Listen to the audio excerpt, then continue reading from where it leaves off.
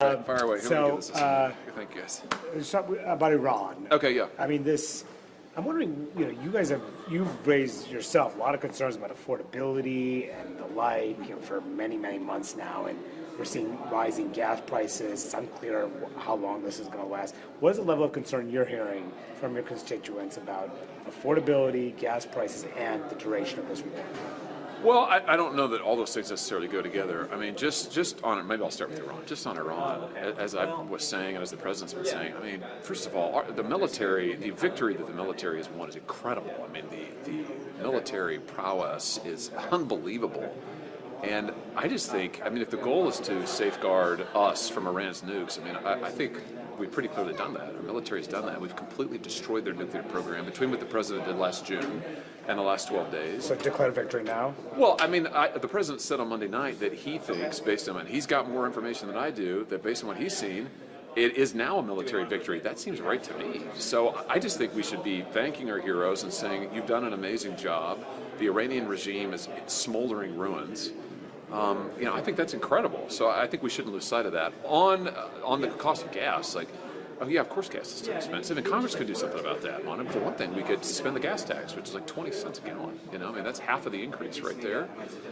We can try and speed up permitting. We can try and get new refineries online. I mean, we can try and use other means to bring down the cost right now, and we should. I mean, Congress is in this bad habit of just spectating, watching events unfold. I mean, we should do something.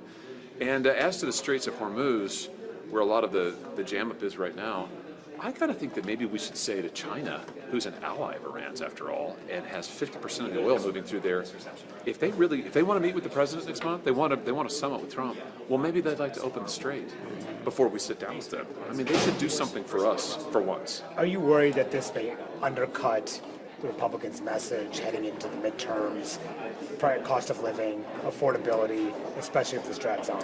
Well, I mean, not if Republicans in Congress act. I mean, Republicans in Congress need to do something. We need to pass legislation that would cap the cost of prescription drugs, as the president's called for. If you don't do something? I wouldn't recommend that. Why? Well, because I think in general, people don't like it when you do nothing. I mean, and listen, I mean, we did a lot last year, but there's more to do, and the president has proposed. I mean, I was just at the State of the Union. I lost count of how many different proposals he rolled out there for working people. If Congress were to enact a third of those, it would be tremendous. So that's what we should be doing. Congress should be focused on implementing a working class agenda, and we can start with prescription drugs. I mean, they're just outrageously expensive. We should do that. The president's called for it. He's trying to do it by executive order because Congress won't do anything. Well, we should act. Did you want to ask another Iran question? Go ahead, yeah. Iran follow-up on that, on declaring victory, does that mean you feel like we're at a stage where things can begin to wind down, that the conflict should stop? Oh, well, listen, I mean, I would, my hope was always for a swift and decisive victory, and I just think based on what the president has said, that we have, what was it he said today? I mean, that we're running out of targets in Iran because we've decimated their Navy, we've decimated their missile program, we've decimated their nuclear program. I mean, that's incredible. I mean, our military, I think, has shown an overmatch that is just unbelievable. So I think we ought to celebrate that. And I thought the president's comments on Monday, I mean, it was just echoing him where he said that from a military perspective, we could say now that we've been victorious. I'm sure he's right about that. That sounds right to me. And I would hope for a conclusion here that preserves everything that our military has been able to do.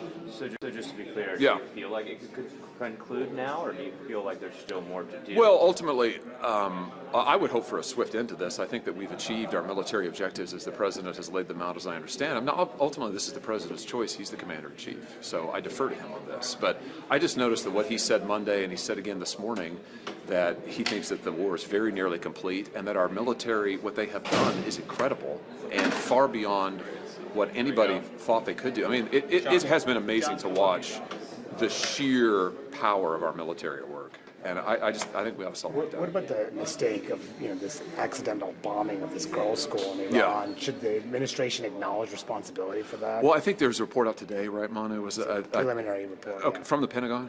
Yeah. It's reported. It wasn't. I gotcha. Well, I think they're doing the right thing by looking at it. And listen, I mean, you never want to see civilian casualties, and our military works overtime to prevent them.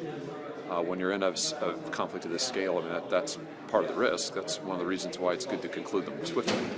But I am confident that the Pentagon will, if this concludes and if we were indeed at fault, will acknowledge that and will redouble. We have totally destroyed forever their nuclear program. If you think the war's still unfolding, Senator Hawley disagrees. He told Fox News it's already a 100% victory. That's a headline that changes the debate fast. Hawley praised U.S. military action, claiming, ballistic missiles, naval assets, Iran's nuclear program were wiped out in just 11 days. He echoed President Trump, saying the president could declare victory today.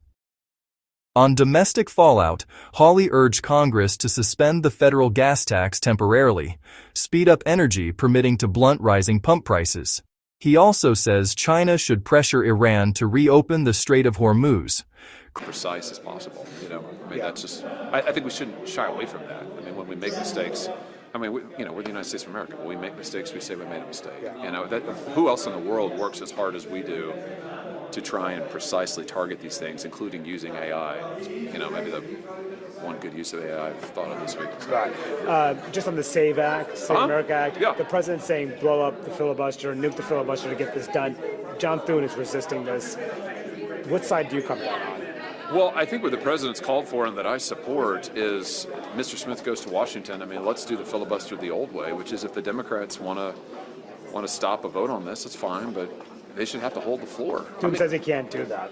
And I defer to the majority leader on that, but if you're asking me what I would do, that would be my preference. It would be to say, hey, if you want to filibuster it, that's your right under the rules, but you need to go down and hold the floor. Now, would that mean Republicans have to be on the floor? Yeah, that would mean we might have to legislate.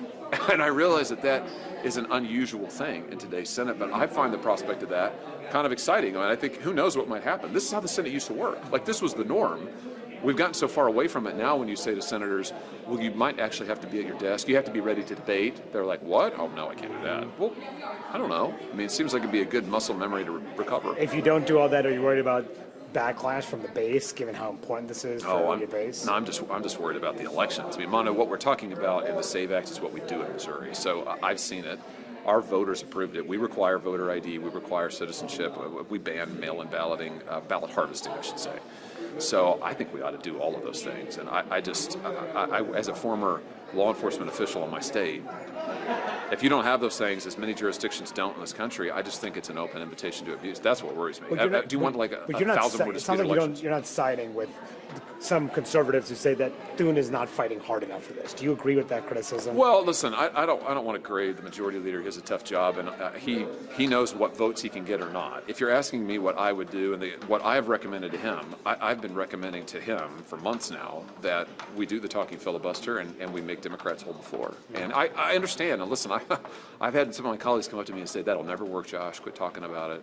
I get that perspective. I just think that, A, this is really important, and B, this is how the Senate always used to operate. It wouldn't be bad if we got back in the habit of actually doing stuff. And I think this is one way to do it. If the Senate can't get this done, do you think Thune still deserves to be leader next time around? Oh, next time around. You're talking this is so far in the future. No, it's not. It's in November. That's a long time away, Manu. I will just say that I think that Senator Thune is doing a good job. It's been good to work with him on a variety of issues, and I hope that he'll find a way through on this issue. I hope he'll find a way to get us a vote on this, and good luck with membership. It's tough when you've got members of the party who don't want to do the talking filibuster at all. I'm for it, and I just urge my colleagues to give it a shot. One last thing. Okay. The F1 race is going to be here for the 250th anniversary. Okay. Trump announced this. Okay. What do you think about that? Oh, sounds great. I haven't seen it. Some Democrats say this is waste of taxpayer money, that sort of thing. Oh, they're always such killjoys, Mono. They're against fun, and pretty soon they'll be against ice cream, and just come on, lighten up. It's always so negative, All right, good to see you. Like, comment, subscribe for more quick political breakdowns.